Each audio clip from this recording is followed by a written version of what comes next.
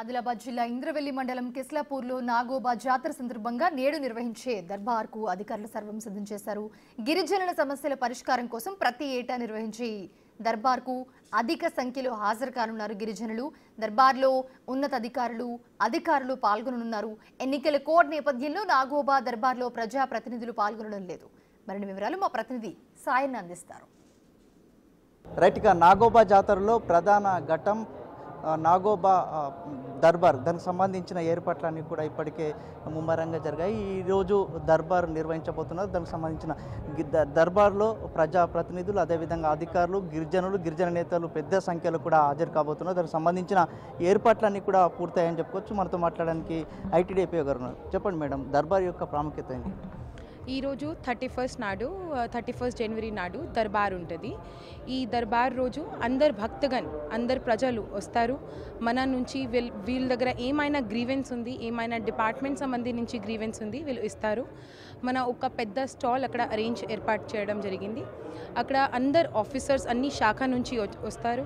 వీళ్ళు గ్రీవెన్స్ తీసి అది డిజిటలైజ్ చేసి మన రికార్డులో పెడతారు. తర్వాత ఇది 15 డేస్లో ఇది ఏమేం రిప్లైస్ ఉన్నాయి, ఎలా అది రిజాల్వ్ చేస్తాము, ఏమైనా మన చేతిలో ఉంది, తర్వాత ఏమైనా ప్రభుత్వం నుంచి వెళ్ళడానికి ఉంది, అదే కేటగరైజ్ చేసి అదేలాగా యాక్షన్ తీసుకుంటాం.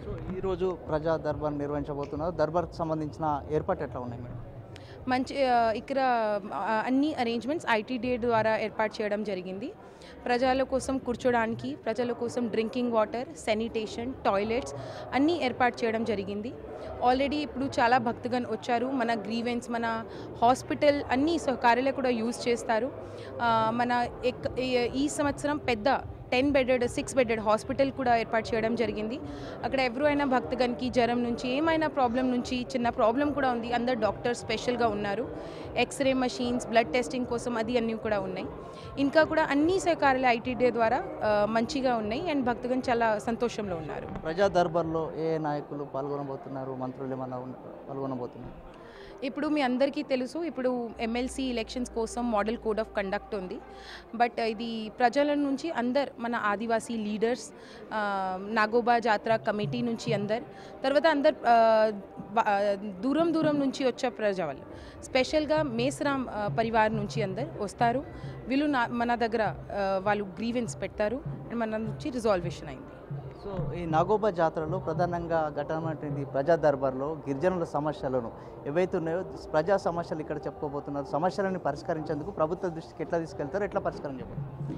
ఇది గత సంవత్సరం కూడా మన నుంచి ఏమైనా ఇది గ్రీవెన్సెస్ వచ్చినాయి, అదే కూడా రిజాల్వ్ చేసి ఏమైనా అందులో సొల్యూషన్ ఉంది లేదు ఉంటే ఎక్కడ ఉంటుంది, అన్ని యాక్షన్స్ తీసుకోవడం జరిగింది. అదే కూడా ప్రజాకి ఇన్ఫర్మేషన్ కూడా ఇవ్వడం జరిగింది. సో అదేలాగా ఈ సంవత్సరం కూడా ఏమైనా ఇష్యూస్ మన నుంచి వస్తుంది, అది మన నుంచి ఫస్ట్ రిజాల్వ్ చేస్తాము.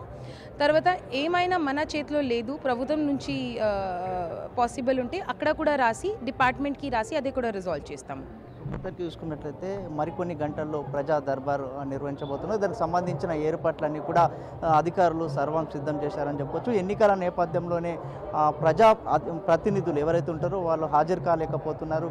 మొత్తానికైతే గిరిజన నేతలు, అదేవిధంగా చాలామంది పెద్ద ఎత్తున వచ్చి ఇక్కడ హాజరు కాకపోతే వాళ్ళకి సంబంధించిన సమస్యలు ఏవైతే ఉన్నాయో వాటిని అన్నీ పరిష్కరించి ప్రభుత్వ దృష్టికి తీసుకెళ్లి వాటి సమస్యలను పరిష్కరిస్తామని చెప్పేసి ఐటీడీపీ గారు చెప్తున్నారు. Cameraman Bhumeshwar, Sailu, big TV, Nagoba ఆలయం నుంచి.